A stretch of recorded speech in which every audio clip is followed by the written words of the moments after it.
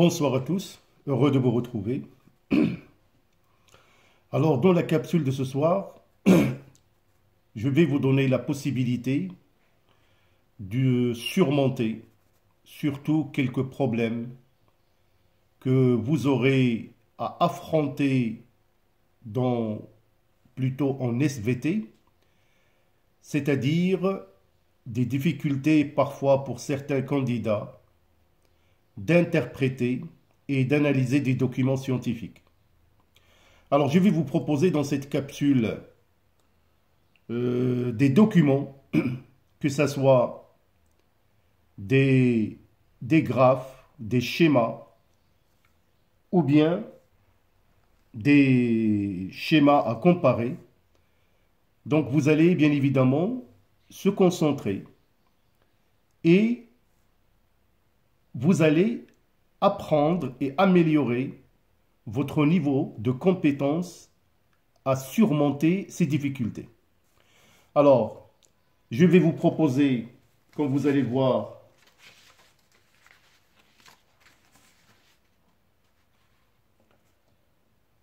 trois documents. Alors, le premier document, donc c'est le premier cas. Alors, je vais vous lire l'énoncé de ce document. Alors, le document numéro 3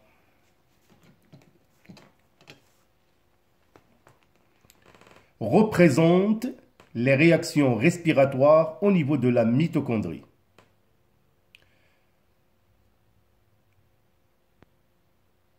Question. Déterminer les réactions respiratoires responsables de la production d'ATP au niveau de la mitochondrie. Alors donc pour vous, il faut vraiment déjà voir que le document 3 représente deux schémas. L'un représente la formation de l'acétyl-coenzyme A et le cycle de Krebs. Donc c'est à vous bien évidemment de voir quelles sont les données qui sont présentées par ce schéma. Le deuxième schéma, comme c'est mentionné, représente la phosphorylation oxydative.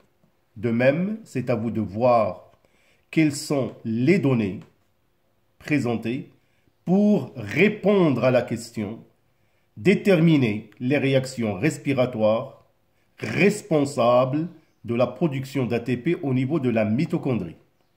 Donc, il faut vraiment utiliser les deux schémas pour répondre soigneusement à la question. Alors, pour le deuxième cas,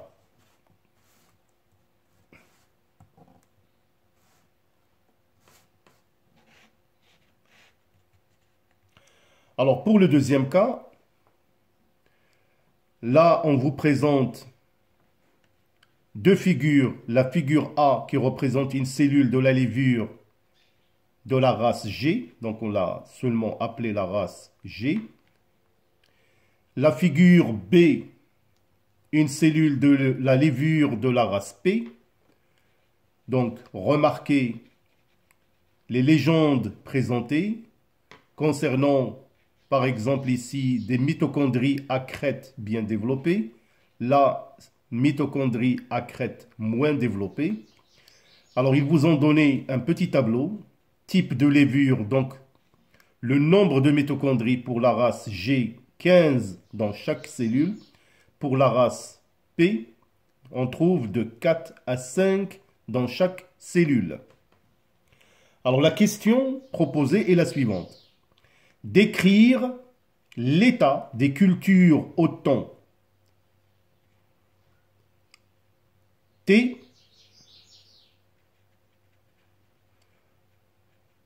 donc là vous allez seulement comparer donc cette question là normalement voilà donc vous allez seulement comparer les mitochondries chez les deux types de levures. Donc voilà la question. Comparer les mitochondries chez les deux types de levures, G et P.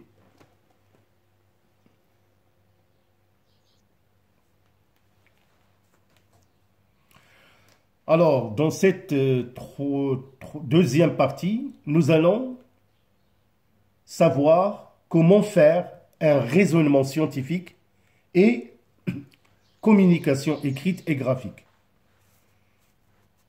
Donc là, je vous propose deux expériences que nous allons interpréter.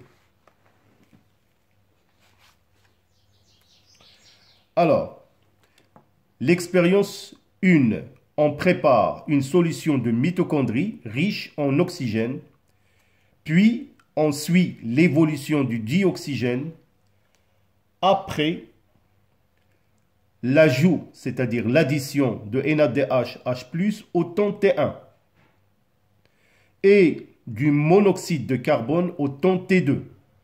Les résultats obtenus sont représentés sur le document 1. Alors, vous avez le document 1, le voilà. Donc, voilà le document 1. Donc, l'addition de NADH+ et l'addition de l'oxyde de carbone. Bien évidemment, faites très attention. Là, vous avez la concentration en oxygène dans la solution en milligrammes par litre en fonction du temps exprimé en secondes. Donc, voilà en ce qui concerne le document 1.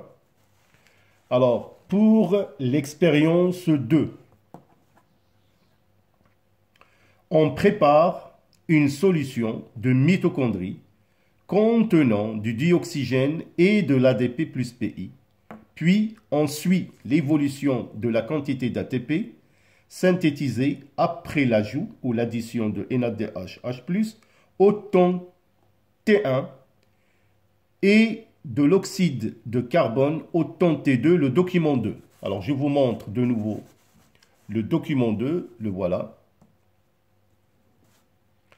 Donc, vous avez la quantité d'ATP produite en UA, unité arbitraire, l'addition de NADH+ et l'addition de l'oxyde de carbone, bien évidemment, en fonction du temps, en secondes. Alors, la question proposée est la suivante. Décrire la variation de la concentration de l'oxygène et de l'ATP dans les deux expériences et déduire l'action de l'oxyde de carbone sur les réactions métaboliques respiratoires.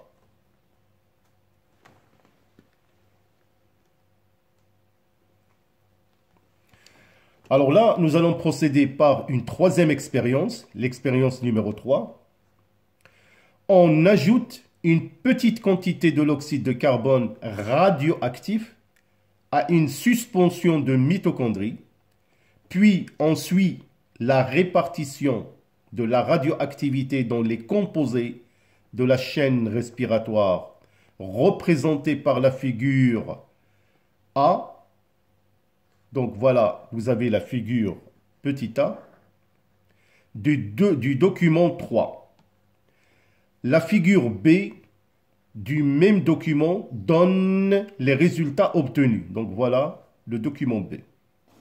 Donc bien évidemment, là, il faut bien examiner la figure A avec tous les composés.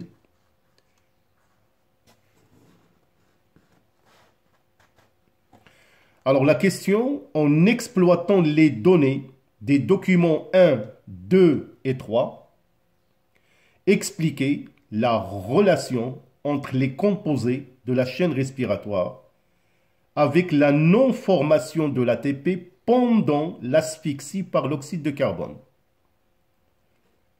Donc, je vous montre de nouveau les deux figures du document 1 et du document 2. Et bien évidemment, vous allez aussi utiliser le document 3 pour répondre à la question proposée. Alors, comme je vous ai dit, prenez le temps de revoir tranquillement le début de la vidéo avant de passer à la correction si vous voulez vraiment maîtriser ce genre de questions en SVT.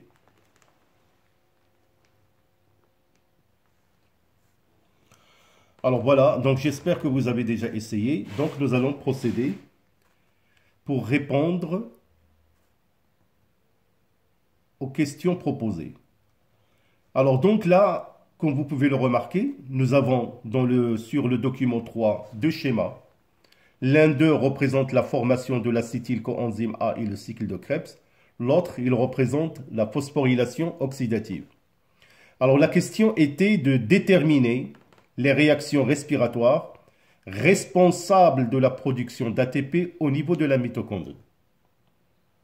Alors bien évidemment, les réactions respiratoires responsables de la production d'ATP au niveau de la mitochondrie sont bien évidemment l'oxydation de l'acide pyruvique en acétyl-coenzyme A,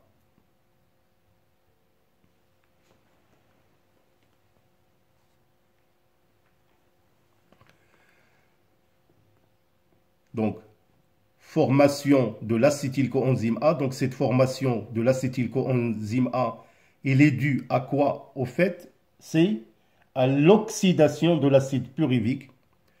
Après sa formation dans le hyaloplasme, il entre dans la matrice mitochondriale et se transforme en acétyl-coenzyme A. Bien évidemment, il y a le cycle de Krebs par la suite. Donc l'acétyl-coenzyme A formé va participer dans une série de réactions cycliques appelées le cycle de Krebs. Alors, qu'est-ce qu'on remarque au niveau du cycle de Krebs? Alors, il y a une décarboxylation et libération du dioxyde de carbone. On remarque une réduction d'un transporteur, ici représenté par R en RH2. Normalement, ce sont les transporteurs, les NAD+, qui sont réduits en NADH, H+, et les transporteurs aussi du genre F, normalement ici c'est noté R', normalement c'est F, A, D+, qui est réduit en FADH2, et bien évidemment, par la suite, il y a le transporteur NADA+, qui est réduit en NADH+. Notons qu'au cours d'un cycle de Krebs, il y a formation d'une molécule énergétique, le GTP, qui est une molécule équivalente à la molécule d'ATP. Donc, une molécule d'ATP par cycle de Krebs. Alors, en ce qui concerne la phosphorylation oxydative, comme vous pouvez le remarquer, il a lieu au niveau de la membrane interne mitochondriale. Alors, pendant laquelle, qu'est-ce qu'on assiste? On assiste à une réoxydation des transporteurs formés pendant le cycle de Krebs. Le NADH2 est oxydé en NADA, le FADH2 en FADA. Alors, on remarque un transfert d'électrons à travers la chaîne respiratoire qui permettent bien évidemment la réduction de la réduction de l'oxygène en eau. Notons que cette réoxydation des transporteurs est une source d'énergie qui permet le pompage des protons H+ de la matrice vers l'espace intermembranaire, formation d'un gradient en H+. Ce gradient et par la suite permet le passage des protons H+ accumulés dans cet espace intermembranaire de passer par les sphères pédonculées, ce qui permet la phosphorylation de l'ADP plus PI en ATP.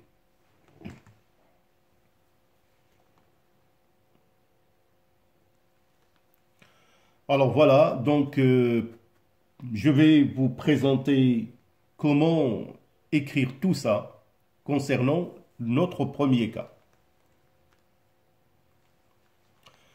Alors donc, comme j'ai dit, les réactions respiratoires responsables de la production d'ATP au niveau de la mitochondrie sont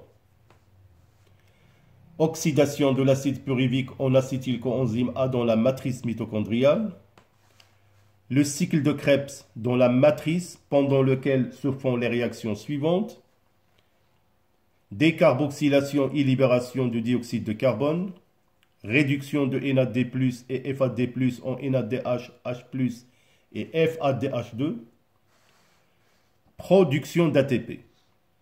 Alors, quant à la phosphorylation oxydative, il a lieu au niveau de la membrane interne mitochondriale, pendant laquelle on assiste à une oxydation des transporteurs d'électrons, NADH, H+, et FADH2, réduction d'oxygène et formation de l'eau, et la phosphorylation d'ATP en ATP.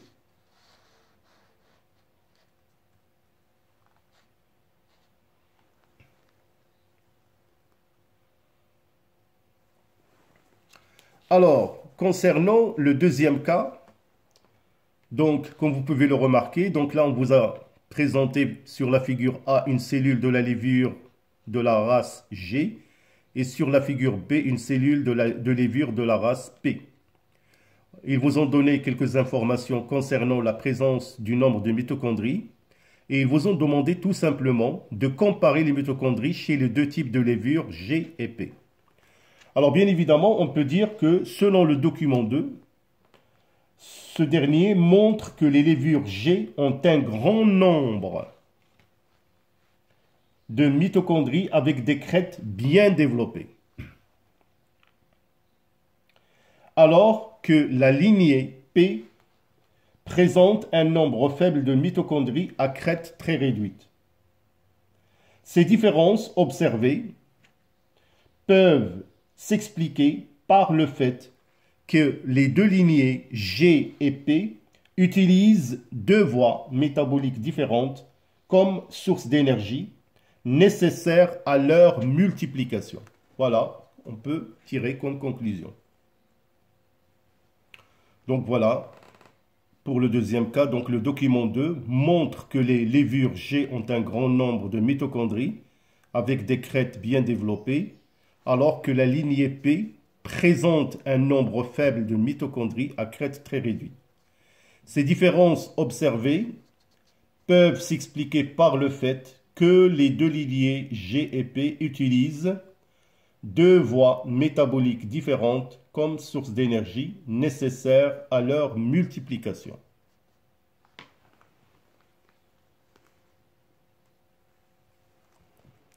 Alors pour la deuxième partie concernant le raisonnement scientifique et la communication écrite et graphique, alors bien évidemment, ils vous ont demandé de décrire la variation de la concentration de l'oxygène et de l'ATP dans les deux expériences et déduire l'action de l'oxyde de carbone sur les réactions métaboliques respiratoires. Alors comme vous pouvez le remarquer, sur le document 1, on ajoute on ajoute le NADH, H+, et l'oxyde de carbone. Et sur le document 2, on ajoute le NADH, H+, plus l'oxyde de carbone. Bien évidemment, là, nous avons la concentration d'oxygène en solution et là, nous avons la quantité d'ATP.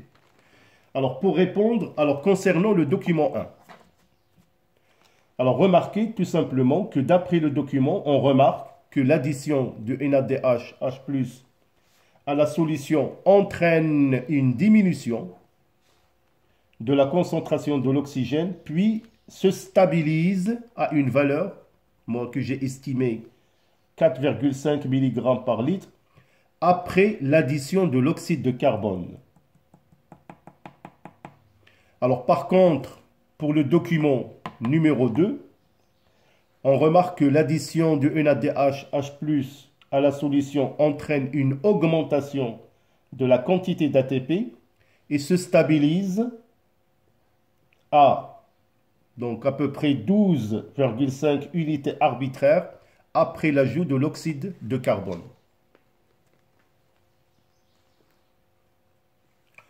Alors de ces deux expériences, on peut déjà déduire que l'oxyde de carbone, c'est-à-dire il a une certaine influence sur la production de l'ATP. Donc déjà, comme conclusion.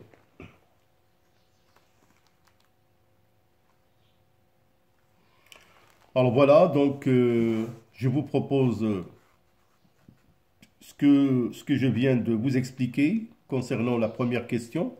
Donc j'ai dit que d'après le document 1, on remarque l'ajout de NaDH H+ à la solution entraîne une diminution de la concentration d'oxygène, puis il se stabilise à 4,5 mg par litre après l'ajout ou l'addition de l'oxyde de carbone. Nous avons aussi montré par le document 2 que l'addition de NaDH H+ à la solution entraîne une augmentation de la quantité d'ATP qui se stabilise à 12,5 unités arbitraires après l'addition ou l'ajout de l'oxyde de carbone. Et on a déduit, ou plutôt on déduit de ces deux expériences que la présence de l'oxyde de carbone dans le milieu entraîne l'arrêt de la consommation d'oxygène, on déduit de ces deux expériences que la présence de l'oxyde de carbone dans le milieu entraîne l'arrêt de la consommation d'oxygène et l'arrêt de la production d'ATP à partir des réactions de la respiration.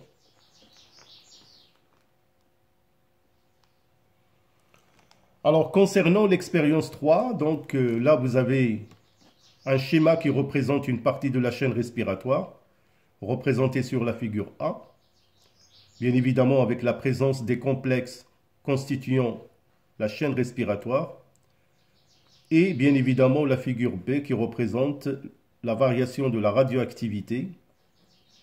Et bien sûr, là c'est marqué les transporteurs des électrons dans la chaîne respiratoire, avec le composé C5 qui est ici représente les sperpédonculés. Alors la question était, en exploitant les données du document 1, 2 et 3, donc il faut qu'on exploite les données déjà vues dans le document 1 et 2. Donc en exploitant les données des documents 1, 2 et 3, expliquer la relation entre les composés de la chaîne respiratoire avec la non-formation d'ATP pendant l'asphyxie par l'oxyde de carbone. Alors bien évidemment, pour répondre, donc d'après le document 3 qui montre une augmentation du taux de la radioactivité, donc remarquez ici sur la figure P, une augmentation du taux de la radioactivité au niveau du complexe 4 qui atteint 100%. Ceci indique la fixation de l'oxyde de carbone sur ce complexe et inhibe, c'est-à-dire arrête son activité, son rôle. Donc, il bloque le transport des électrons à travers les complexes de la chaîne respiratoire vers l'oxygène. Ceci s'accompagne d'un arrêt du pompage. Donc, ceci, il arrête le passage des protons H+, qui passent de la matrice vers l'espace intermembranaire. Ça bloque ce processus. Ce qui entraîne donc l'absence du gradient des protons H+ dans l'espace intermembranaire. Et les sperpédonculés, bien évidemment, ne fonctionnent plus. Donc, il n'y a plus de synthèse d'ATP. Donc, voilà l'influence de l'oxyde de carbone sur la chaîne respiratoire, en particulier sur le composé 4.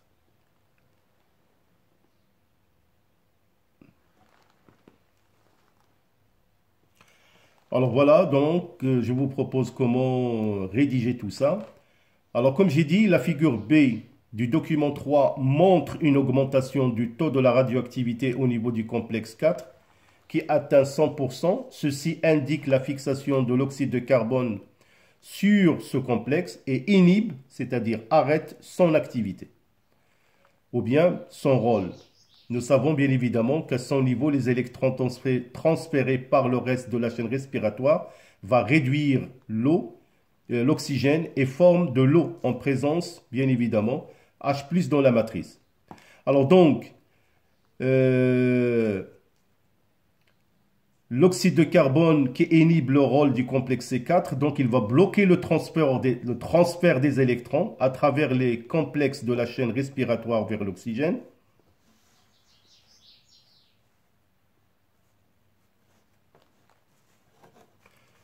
Donc j'ai dit, donc bloque le transfert des électrons à travers les complexes de la chaîne respiratoire vers l'oxygène. Alors ceci s'accompagne d'un arrêt du pompage, c'est-à-dire le passage des protons H+ de la matrice vers l'espace intermembranaire. Donc pompage de protons H+ de la matrice vers l'espace intermembranaire. Donc il faut revoir la figure A. Donc l'absence du gradient de concentration de protons H+ et les sphères pédonculées ne fonctionnent plus, donc il n'y aura plus de synthèse d'ATP.